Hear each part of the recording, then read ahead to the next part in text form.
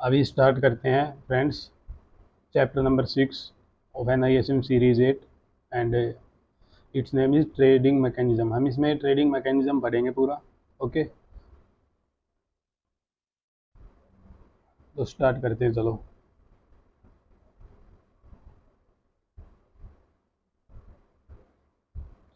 Trading mechanism इसमें देखेंगे हम फ्यूचर्स एंड ऑप्शंस के लिए क्या हो सकता है।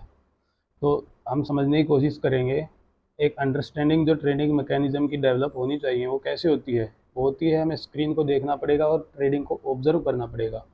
इसी से हमें ट्रेडिंग मैकेनिज्म की जो अंडरस्टैंडिंग है वो अपने अंदर डेवलप कर सकते हैं। और मार्केट्स को हम दो टाइप से क्लासिफाइड कर सकते हैं based on the type of booking A trade. किस टाइप से एक ट्रेड की बुकिंग की जाती है। फर्स्ट है open outcry market and second है the electronic market. Open outcry market बोले तो ओवर द काउंटर ट्रेड जो भी होता है उसको हम ओपन आउट क्राई मार्केट के अंदर रखेंगे। इसमें जो communication between the professional on an exchange ही रहेगा which involves shouting using hand signals to transfer information about buy and sell orders। जैसे ही कम्युनिकेशन, जैसे ही हमें नाम से ही पता चल रहा है ओवर द काउंटर ट्रेड है, ओपन आउट कराई है, इसमें प्रोफेशनल, इसमें क्या होगा, जो प्रोफेशनल है वो एक्सचेंज के ऊपर पहुंचेंगे। एक पिट बोलते हैं, एक बड़ा होल होता है उसको पिट बोलते हैं। पिट के अंदर बाय और सेलर इकट्ठे होते हैं और उनके अपने सिग्नल होते हैं। वो अपने हाथ को रेज करते हैं और सिग्नल देते हैं बाय और सेल ऑर्डर लगाने के लिए।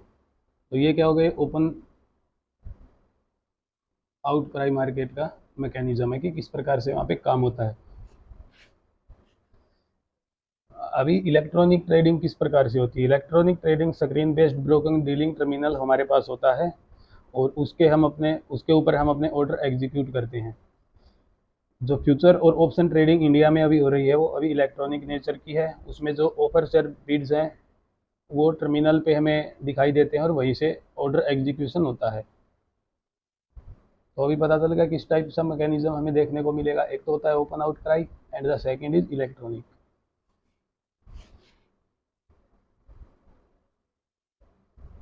नेक्स्ट देखते हैं, entity involve in the trading of futures and option. कौन कौन सी एंटिटीज हैं जो फ्यूचर एंड ऑप्शन में ट्रेडिंग में इवॉल्व रहती हैं। ये सभी हम एक तरीके से देखा जाए तो स्टॉक एक्सचेंज के मेंबर होते हैं। They can trade either on behalf of their client और देयर ऑन अकाउंट। इनके पास अपना अकाउंट भी होता है और ये क्लाइंट के बिहाफ पे भी ट्रेड कर सकते हैं। These exchange assign A trading member ID. इनको एक ट्रेडिंग मेंबर आईडी असाइन की जाती है एक्सचेंज के द्वारा और जो भी आईडी होती है उसी के ऊपर पूरा काम होता है। A trading member can have more than one user. किसी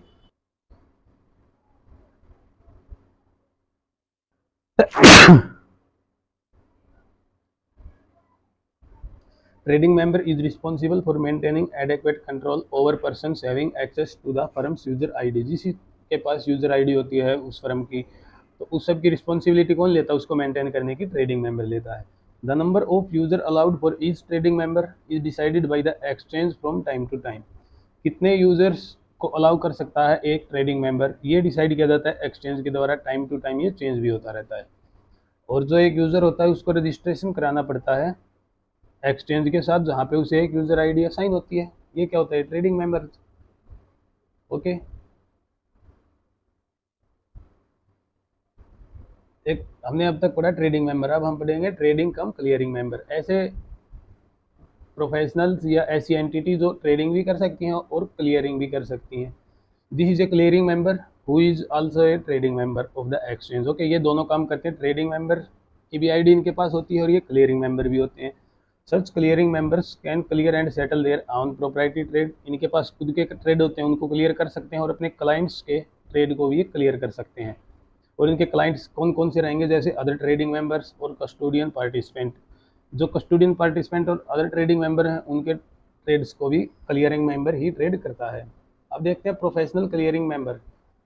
प्रोफेशनल क्लियरिंग मेंबर वो होते हैं जो, प्रोफेशनल क्लियरिंग मेंबर क्या करते हैं, क्लियर करते हैं ट्रेड को। He associate with trading member and institutional clients. ये किन किन का ट्रेड को क्लियर करते हैं, ये करते हैं इंस्टीट्यूशनल क्लाइंट्स जो होते हैं उनके, और ट्रेडिंग मेंबर्स का एसोसिएट्स होता है इनका, उनको सबको क्लियर करते हैं। A professional clear member is not a trading member of the exchange. इनका काम क्या होता है, नाम से ही पता चल रहा है प्रोफेशनल क्लियरिंग मेंबर, इनका काम ट्रेड्स को क्लियर करना ही होता है, ये ट्रेडिंग मेंबर नहीं होते एक्सचेंज के। Typically banks and custodian become a professional clearing member and clear and settle of trading settle for trading member as well as custodian participant.